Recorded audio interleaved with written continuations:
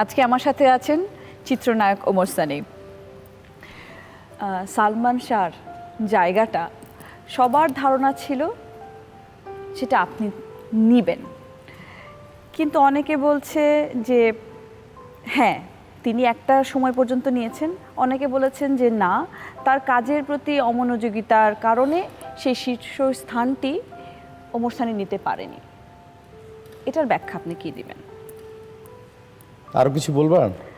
না, আমি আপনার কাছ থেকে শুনতে চাই। আপনি আচ্ছা। আমার উপর যেভাবে খেপে খেপে তাকাচ্ছেন, আমার না। ভয় লাগছে সানি ভাই। হ্যাঁ, না সেটা না, একটা শূন্যতা বিরাজ করলো চলচ্চিত্রের।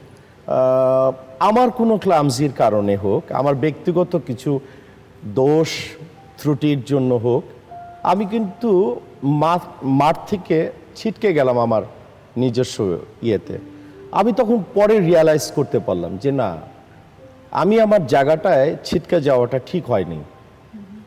এটা আমি কাউকে দোষারোপ করব না, এটা সম্পূর্ণই আমার দোষে আমি হয়েছি।